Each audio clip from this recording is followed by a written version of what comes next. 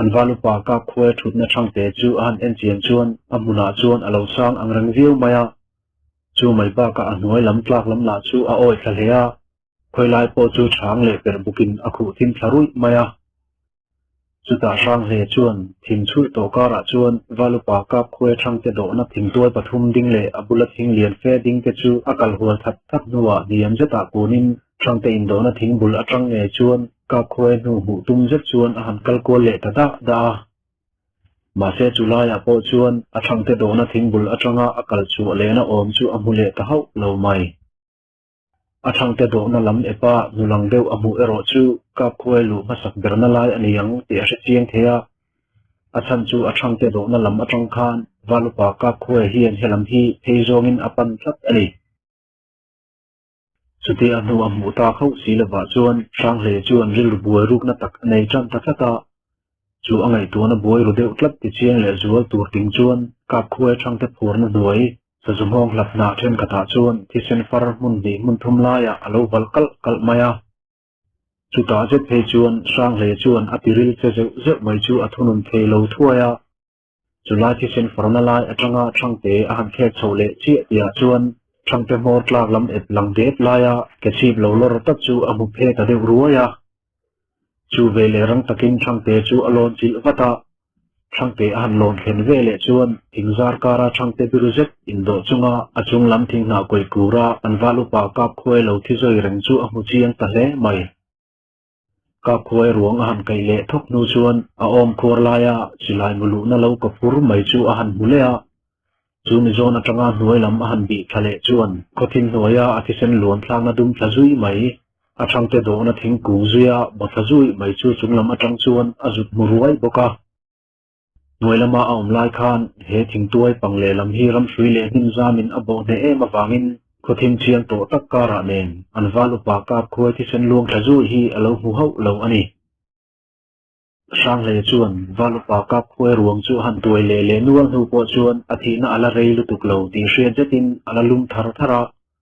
chu aya makjok ma chu asila chu noilama tami lavin ama ngei chuan alo lavon ran ba ka angul lam chu ram hrui zamin alo ba tang ran boka chu ta asila chu an enfi sakna thuaya asilai mu ero alawin kap ruak to a chu ti ani chuan valupa ka khoi hian ama kap tu hi akap let ve ngei ti hi a chiang tariu maya ma se silai ri kha voi khat chi a hriat ba ka ari kha athirin a hriat chi lo awangin sang he chuan mak ati ta viau maya chuti line valupa kap khoi le ama kap tu hian silai an me po hi en rual chi ani mai om mange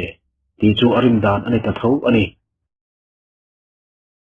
zan athim chian to awangin sang he chuan zual ka wa kalma sak nge tha anga an valupa ruang pu kho mai chu ti ngai tu chuan arilu abuai ve ta viau maya chuti rual chuan an valupa kap ngot tu chu tu tak niang mo ti ke angai tu ka jela he thil zet chuan mel malian tak in chiam theina a hring ngei don ti po hre chiang kher mai ma se an ngai tu wang poin an valupa kap khoi hian mel ma anei chu seilo khokhat valupa hian ni thei khopa mi hring ril rudam le huwa thu nei lo ani zia te chu a hre chiang si chuti line an kho hian ladar khopate una khothum bak mel ma an le nei ho lawa an ni berla dor zara zor na kopin an nor klom to a chuti ani chuan he poi lian tak rong khoi tu hi tunge ani ta ang ti chu ngai tur tham ani ta chuti an valupa a buai pui zui la chuan an noilama la chuan ke pui thom aron ri thuak renga reilawa valupa kap khoi thi sen a thang te do na thing tuaya luang thla chu aron liak ri suam maya chuta meu chuan sang le thin putuk chu a chuang na sata leya ka tuma a han bi chian la chuan khothim pui tlat kara chuan chu sapui chu azuk mu hlei thei hlek bok silo an valupa thi sen bua alia fal nunama chuan akal ve mayang chu mo tia anga le hlek nu te chuan sapui chuan ama chu alanga tlat maya chuta meu zong sang le thin chuan atur tangang lo nge ni isa se ruang kapuson po vani chuwa eng aya nge ke ni thian dun po chu min han chang tlat chu tile achung maya thingzar chok chu arual zoka ana aloi thot nuwa anoina ma ke pui la tap thuak reng omna zona khotha chu an rual vak maya ma che chu ti chung po chuan ke pui chu thui lo te atol nuwa aron nai lea anni pani chu ron khoi nge atum sim ni te point a hriat riau to maya Thế thì la hiền sang lệ hiền ama mu thầy mang xí lava thằng khác ngất hi adu big xí lâu akha tokin abul vela thingzar ngil deuh te chu chokin ati dan ngai bok chuan azukrin khole thina ma se ama ang bok khan sapui chu atol hen tak tak du ho lo maya sang le chuan chu sapui ano ken ma chuan tumna fe tak anei anwalu pa pa hong tu po chuan achungam om to chi lo chu ado le thei ta lo riu maya ti dan ra ero azon he angai to don ti chu a chiang viau mai thang te chung lam vela nim zam na ro ang chu apot khom nok noka chung na ro te chu anoi som deuh nual nuwa amei tal chuan la kai tumin ahan be tangat ngata rei deuh tak ahan be ta ngat ngata chuan ana ro phom khom te chu alakai theita a chuti ala kai vele chuan alvung lai takin thang te hnoi lama nim ro buk na lama chuan nim na ro hlom alla chu athak thathuta chuti rual chi chuan asilai chu adara chuang zui fata anin na ro allai thak in hnuai lam hing na le suizam ro aman al en pup vele chuan ama chang tu ke pui po aron lang tangeya chuti azuk mu rual chuan asilai tin zon na lai chu atin son java abet pu ha dur maya chu vele ke pui chu afu chiang le ti hria jating ahu ngal tura athang lamin ko thalam pana ari kha buan buat no chuan athum dupa thom are ngal mi maya chuti lai chuan a hnuai lam hnim kang chu aren vele mek towa aren fel nu chuan sang re chuan an valupa kap khuai ruang chu a pabalat nola atol lonan adierin akonga asui bet nola hnuai lama chuan atol thak pui nga thuak maya lei azuk thlen chuan akei pui ka mol chu chele tur alo ompal hlo chuan ani ruang pu akal tur ani ti ain hriat awang chuan valupa kap khuai thi sen rin chu a chui tlat to don ti a hriat chian awangin kap khuai ruang chu mun ram dewa amut le lop nuwa chilai mu han so le te te a akei pui ka thom omna lam kha an chui zui le ta a ma se thui lo te an chui nu chuan akei pui ka nge kha athlang min chel oi zet thang le suizamin alo khu lui na hnuaya alo bok zoi nuang maya ahan bi thin viau nu chuan achaldar tak maya asilai mu lu na lo ko phuru mai chu a mu chiang ta hlea eti la hian asapui tha hi akhono ta zon ho lui tham ani don te ne a aya ti tur poimo ane niu awangin sang he chu ale chole thuaya ka khoi ruang adana ahan thlen le chuan hun nga khot lai lovin apole nola chakzatin an khot thlen theina lam nai khan zoin anin po ta thuai thuaya leng len hun hulam seta an khodai an han thlen lai chuan sang hle me po aladam korde bok ne a ha ve he to ma se arang thei ang bera an valu parwang mol chu kho kai pui angai ti a hria reng awang chuan sol mai chu adu bau lo voi hi lai han soi rem le dep nuwa an rala khodai thir le zo pa chuan han kal than le a ma se chu ti a thatho zeta akal le chi ti a chuan a thlang loka mi padi in ke thom le an thlang lama an put liam thazo thom chu a hretak lap maya chu vele sang le chu ading chata ma se chu ti ading rang lai chuan chung thom a hrian na lam chu a re le ngal taka tin ton thom ilo tangial po a hrezui ta tlat lo mak tak main an valu pa chu asa chan na ka hlum ani ringota chu mi nuwa anin pu khon na lama an khodaya zan leilama patin phun thom a hrezui le ta tlat mai hi sang he tan chuan ngai tu ngun angai ta le mai tuna ri chuan leido an nei ho lawa an ral nor ber khothum ho nen anin nor top na la ni tam aliam to tuna phei chuan thal an pel hial ani to fur an lut le lek to si chuti line mel ma san an nei ho lawa tu main khoi khopoi ma an soi a shelawa chuti ang bokin tu khopoi ma an soi a shelo bok ti la a chiang tu ani si ma se buaina an ma chon zo chawa buaina san enge moin aron dai le tat to hi sang le ngai to na lu tu ani riau to lo thailo chu angai tu ru riau to na chuan an khodaya anen nge na aron tilang le chia chuti ani chuan khoi kho ema chuan rol ralin an kho chunga chet an ron tho nin alang tron riau ani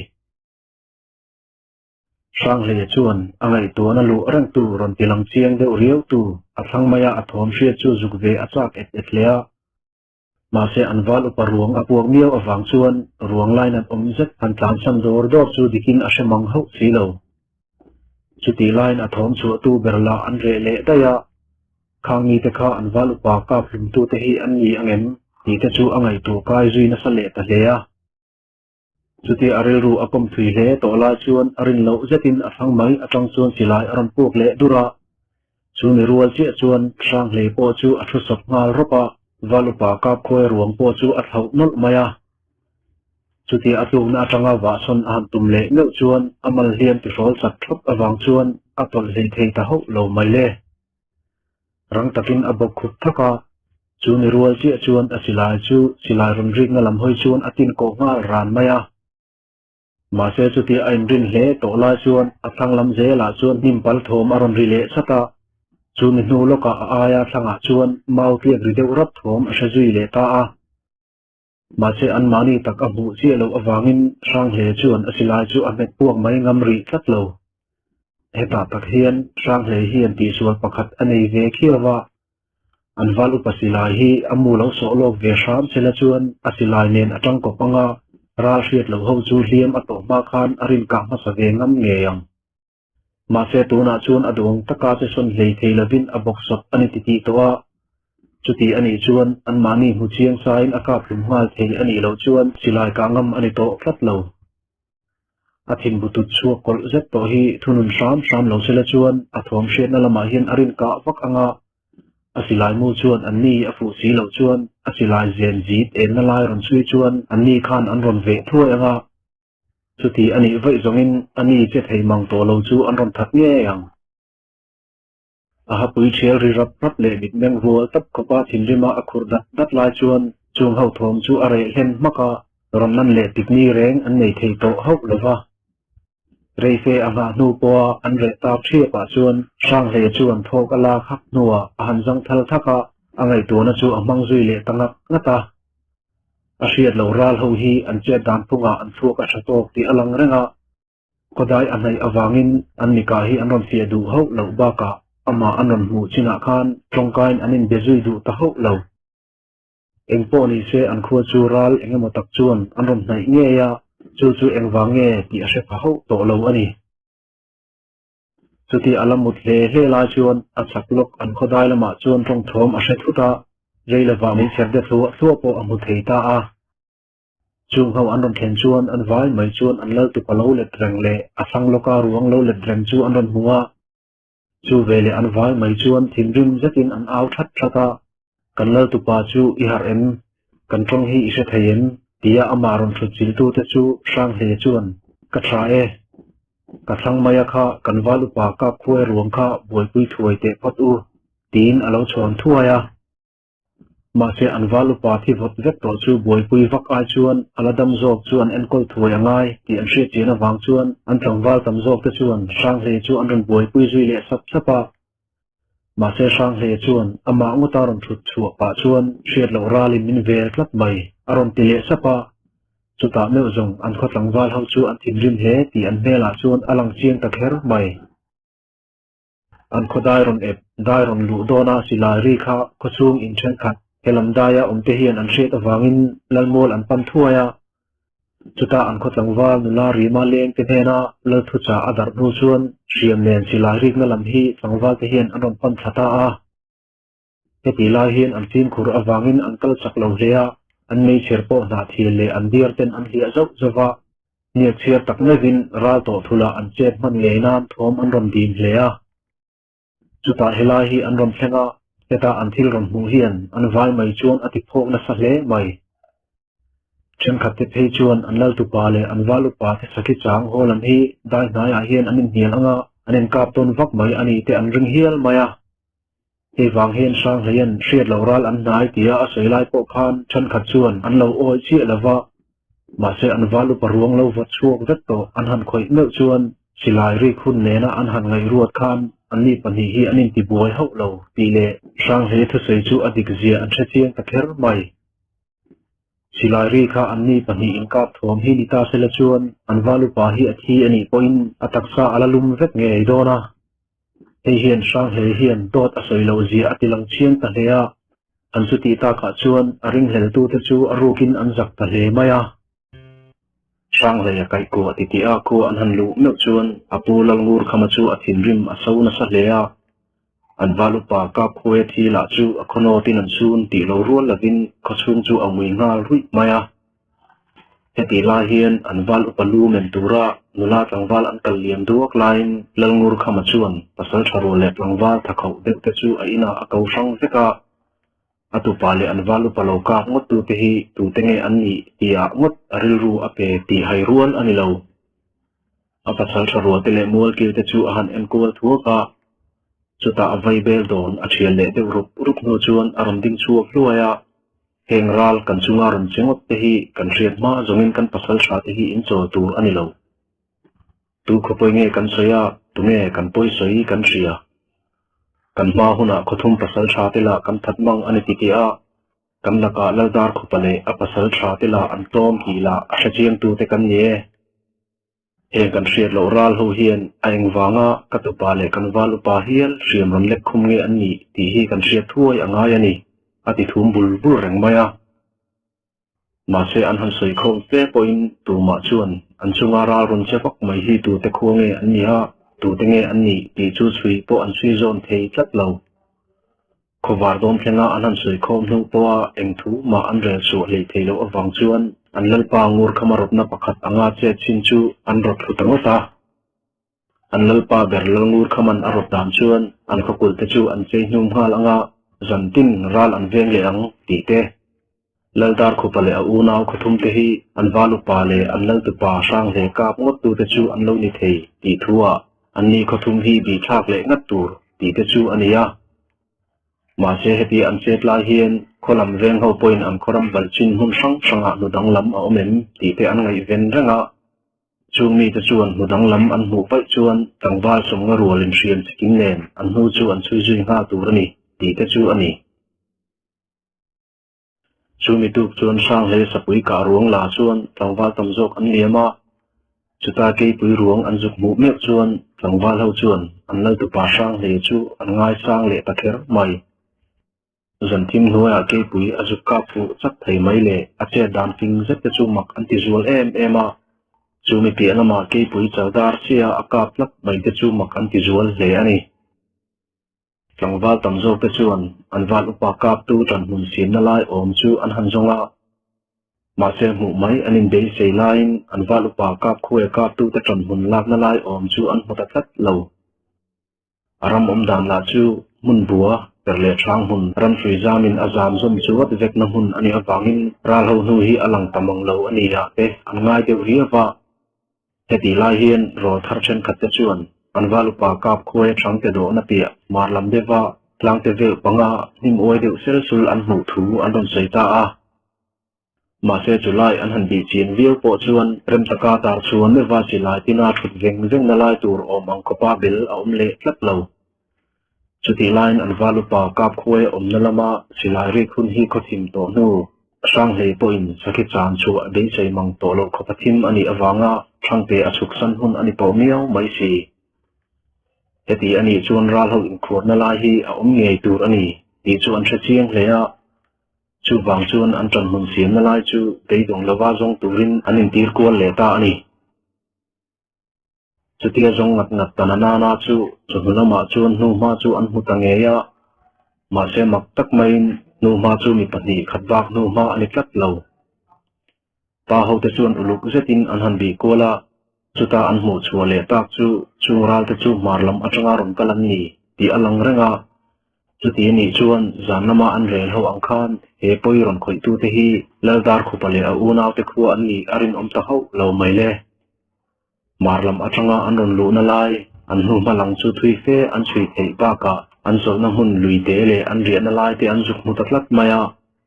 ma se he nu hian khoi khu ber nge apo don ti chu tu ma chuan an riat lo awangin buaina pakhat chui fia mai har sa zet chu an la nei ta tho mai khu atlai to awang chuan pa ho te chuan khu a le phot an ron rota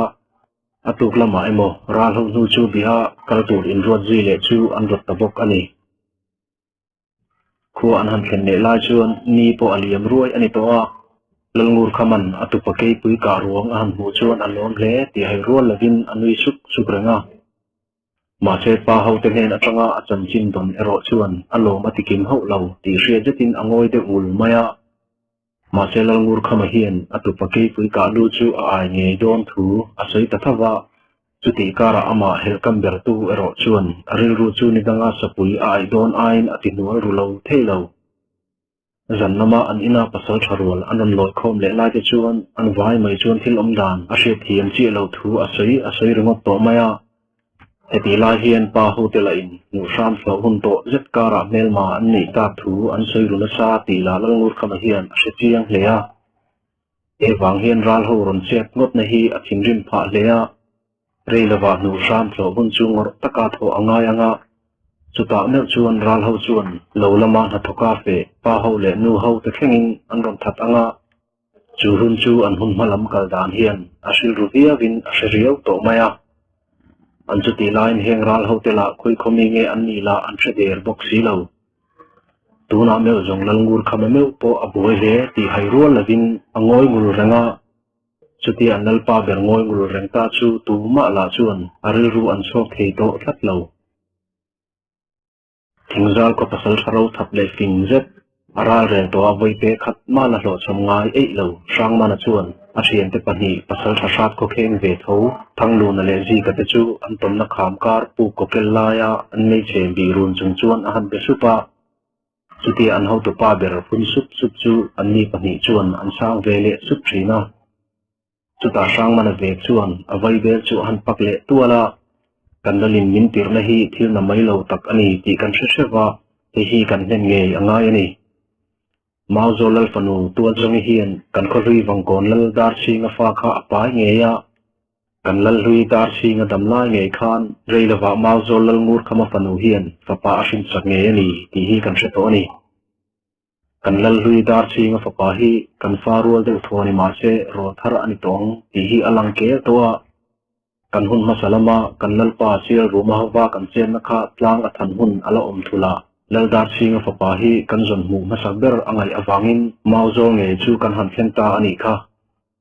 laldar singa fa pa hi kan tha vat lo zongin mauzol lal ngur khama hian atu pasing tu laldar singa thi dan hi ala hre thuai anga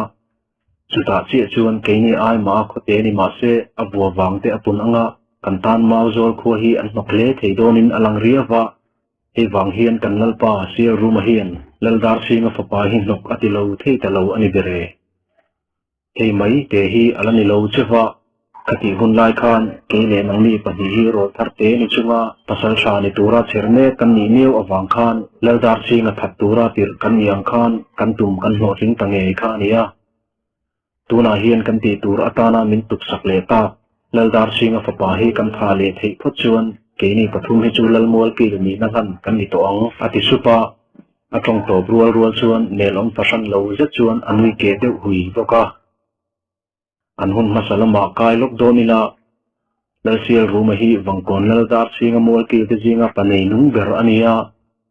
ma se hun akal seta mol ki lalsial ruma hian an lalpa ama ai ma kumbi klen apa iron o tu dar singa chu a hel khum tariu maya chu aril ru thalo zet kal je chuan an khuwa wangkon rol thar in kok het zet le ram rasal ron ni met an kum en aya ron zero thap zet le an kho pasal shahau te point an ai o tura pasal sharau thap tak ni tura an dei sei mek sang man le thanglu na le ji ka te pathum chu a benin te a chung hau kut mang chuan ladar singa chu nam turin a sha hum ta mi maya chuti lai chuan mol kil sil ruma chuan ama sha hum nge an lal thita chu atur tura atang emo ti turin atur na dik ngang maya heti lai hian laldar singa la nupui nei tir te fa po la nei lo ani awangin anin thla kol na chu atop ani tangal mai bok nen mol kil te chu sil ruma chuan amin theu thewa atopa ama chu lala an ro talu mai renga ma se sil ruma hian wangkon alu vele hian laldar singa le atha tu te kholo sa kok sa chu thutmun atan amang zui du ta thlat lo an thaklang lian zet chungzola khothar an sa thuaya chu an khothar thingza chu wangkon khomi puite nen chuan an kai chho ta veka chutian chuan laldar singa le atha tu te chu an hne mi vek baka wangkon chu khoram achangta ani thingzal an kai nu an ko sakpo a belviau to nu hian lalsial ruma chuan laldar singa khan mauzol lal ngur khama fanulaka papa ani ti hi asharule tlatmaya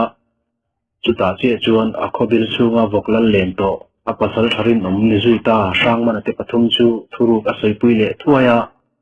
mau zol lal tu pa lal dar chi nga jikel chu tha nge angai ti chu are thule ta dera chu an thurel ruk chu rang takin an bo zui fata hun enga mochen an chuya an beng an chit zo nuwa lal ngur khama khuwa mau zol omna takhi an thre chuaka chu veli an ni pathum nge hian mau zol hi an ron kaya ma se an ji nga pakhat ji ka kudram lu ta mau zol ni nge nia an hriat sachang lai an kap lum ngot maya chu mau zol valupa kap khoe kha ani ta chi ani he an boina in tran rong kal zui zel hi mau zol lal ngur khamatan chuan chu thiam phak ani lo renga chu ti line atupa sang le tan po chui ki rual lo khopa in bak nok le ril ani sang le hian apa hi amol ki le ko pasal sa te hian an that ti ala se ho lawa ma se hun thol anei tika apa wang ko nal dar chi nge hi zukzon chu ero atum le a chu ti line he hun hian aron na heti ani chuan sang le chunga thi na thangmul income kul pum mai hi sang le hian a o main a chuak don nge don lo ti chu riat phak ani ta ho lo mai sang mana chuan a thian te chu amel le runa kan siat lak dan te thut kha chuan mau zol ho chu a thong nge don ti alang renga khatilu tuka thin or nga ngot ang kha chu chelek po to lo ba iti te ang ukhai khuwa ero kha chu kan di fia he a kangaya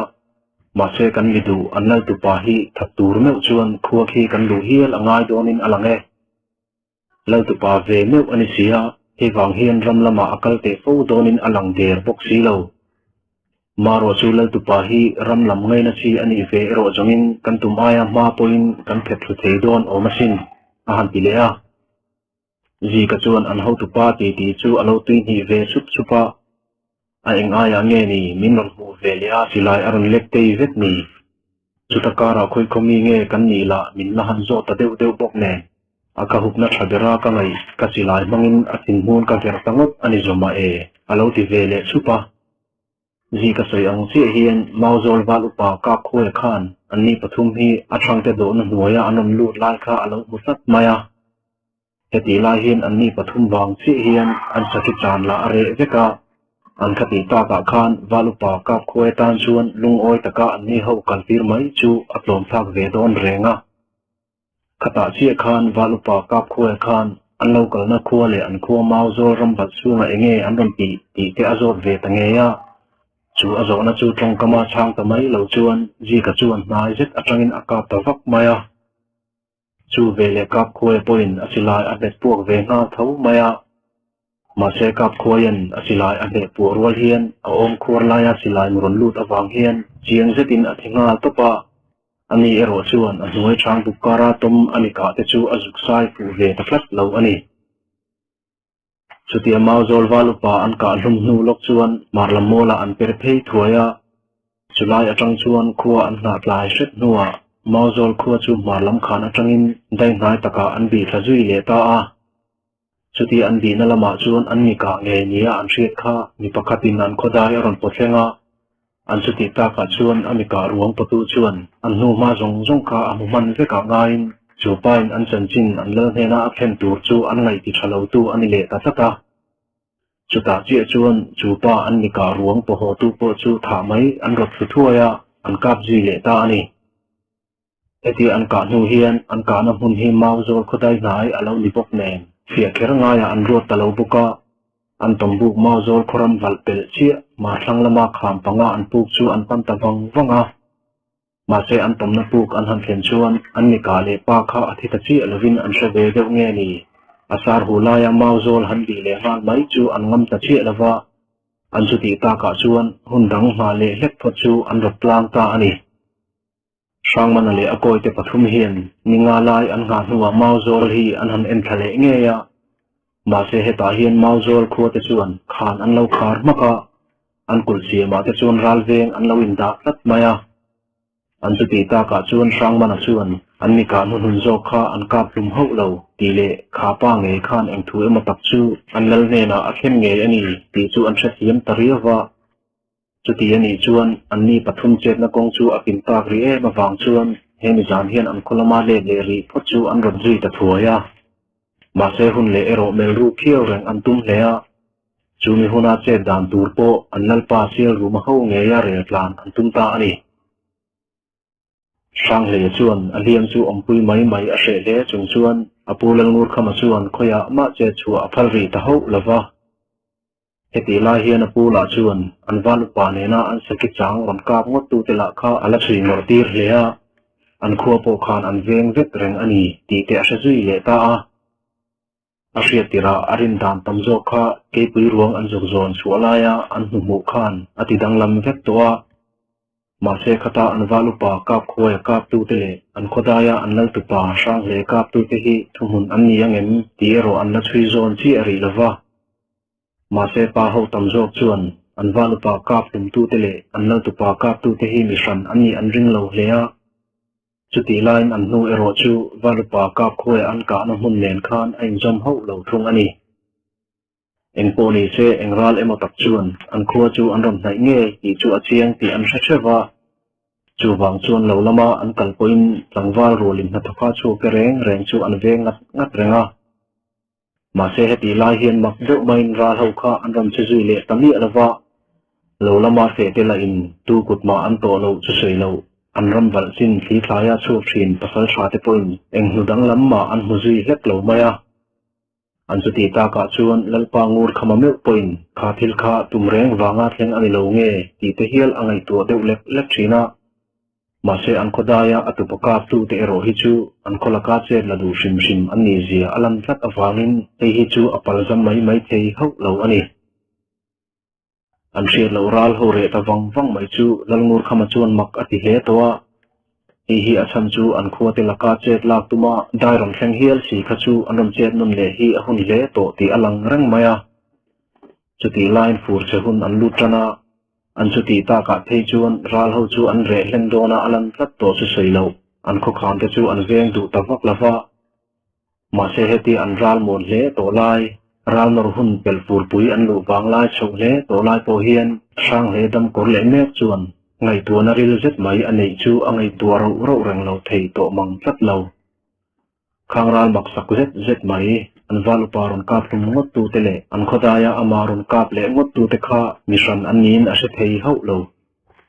chu mai ba ka khatarun che te kha ro tha i ta wanga in run tin to a khono tara rel na nilovin niklem te te phi ruk na thil niin a se ria wani hei hi a chiang klap nia a hriat klap na sam chu khuwa in ral nor tura ron thok tur chu ni se an ron thok le dai to nga ti pu te huna in do huna orlen khonom hun kha an ron bo pel ho don lo chu mai ba ka an khan ven nu po khan hun sa melin a hu hovin an ron suhuk nge don ti hi angai to phakhiau thlat ani sang he chuan tam chen var du na anei lian tel tela aril ruwa enge motlat om rang hi chui chen du na anei lian hle a an heti la hian an ko khan ven na po an thla ul fel to a ram lama na thukani tin fe chuak an khomi pui te poin har som na engma an to ngai lo awangin an thla among em a ma se aruk deuh chuan an khotlang wa te hi apu lal ngur khama hian mi pui te em tha deuh turin acha ol lova chu athupe chu tlangwa te poin an zom thale ani ni han liam le deuh po chuan an valu pa ka khuwe le sang le kap tu te chu an le len mak awang chuan lal le amol ki te poin chu lam thu chu an sei ngai tamang lova ma se lal ngur khama hi atu pachunga ku thak tu te laka hian ariru adam thei hlek lo awangin tlangwal reng chuan khodang an kai piangin an beng an chi zaw viau thina chuti chung chuan eng thu ma hrian na ero an nei chuang ho lova he wang hian lal ngur khama ber poin be seina anei chaw so viau to ani sang le ron dam chho zel chuan angai to na chu akom ngun apiang chuan thingrim ruk na lian tak anei sa tlat thina ma se chu a thingrim na hri thlak mai na tur ero a khopum poin an chui mu zo tak lo nge kha ani si hun anga le sat nu chuan apu chu kun khan zetin han bia chuta athu sei chu apa wangkon lal dar chinga zuk zon mu adu thu ani he adil na hi apu lal ngur khama mai ba ka anu le api te anu unau te poin an rem ti lo hea ma se sang le chuan atum to chu bopel atum ho lo ti ati lan ve le tat awang chuan apu lal ngur khama chuan lal nu le an fa te chu an tu pashian lo chuan aberon ve hiala chuta an chung ko an re da chuan tlangwal som tal suan tal sela ti chu an re tlang tangota ma se chu an thu re sila sang le an han biak le chuan sang le chuan midang an kal ve arem ti le tatlat lo na chu lai ani mai pi lama fur pui hun thapui la kha thang zual pui lai hun ani awangin tuma an na tho lai kal san tir arem lawang kapu atiklat maya sang le nei dan chu adik chi awangin apu langur khama chuan atupa chun hel khan dang a heta ho lo mai le taite ikal du na mun kho hi hriat sa ani lo awangin nangma mai zongin awahau tak don vemo ma se ral nor lai ti me wa ral tui phir nan lai lei do kan nei talen lo boka itum na chu kadal reng ta lo mayang che ichu ti don ta ka chuan thing khurna le him nei ain zom tat reng ani ti ero tha reng langin chuli ti chuan kan kho tlangwal te chu idu za za ti hruai thei ania ati le ram hnuwa atupa chu ama tlatfa chu aphal tangot mai ani fur pui fem lam ruwa ding mol liam thlem hun lai ani to wangin fawang ol len hun po aronin tran le lek lek to a heti lai hian lalngur khama chuan atupa sang hle chu apa lal dar ching khuwa wangkon kal apal sak to wangin sang hle po ain po cha fel khat via wa akal don jan chuan lalngur khama chuan atupa chu ahan kom fala chuta anu le pa te hun malama tilpoi mo tak tak asoi puya apa ladar singa nu le apa te an tha tu bul thlengin a hri fia fai lenga heta chi hian sang le chuan anu le pa te in loi fin lo chan chu apu chu azok pange ya lengur khama chuan abuai deu nain anin mel mak na wanga anu le pa te chu in nei ta lo ani thu te a hri le nuwa ama sang le nge po chu apiang ve ti chu apa ladar singa nge hian a hriat lo thu a soi ta tlat maya chuta chi chuan sang le chu amit meng adang deuh riawa ma se chung zong zong chu apa chhun telam awanga lo thleng ani vek awangin apa ladar chinga chu adem sham lo hle ani lalngur khama chuan atupa chu ahan en le runa wangkon i thlena chuan ipa chi te hena chuan in soi masa lo langin ipa mo chu bir fal thein hun han zong masa ta berla athra ange ipa hi naw pang ani lai ta to kan chi in zom na wanga ka hriat chin ania aril ru atuanga azam adam thapa ala na hnuaya khosak lak po anuam via wangle a enga po chu ni se ipa nu pui po chu thatakin bezela poiza lo taka tong ka chu alo tanana na chu ni che ho hi chuan an ngai na ngal zel ngai ania ta ke tin ikal main inu po bialangin ipa mi zia tam tak chu anin a hri fe le don chenia tia a hria tur atana poimo tak tak a hri mol mol nuwa apal dar chinga khom na lai ti chu fe the ang darin a hri le ta boka sang le chuan apu thu sei chu angai thla uluk lea abikin apa chung ti mi zia a sei lai thi chuan an laka che steam khur angai don zia te alongai tu lok na sa ve lea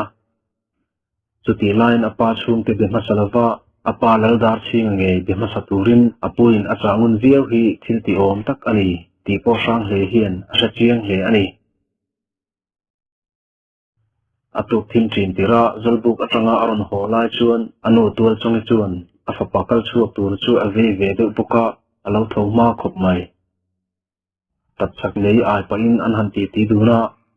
chuta anu chuan thil poimo tak tak asil nuwa la chuma siam pe buk dang lam zet asui po uluk taka phir chiat hi aron phora taite he pe buk hi puni wang thla lo authentic apianga ka baksama ka khainal nal thin kha ani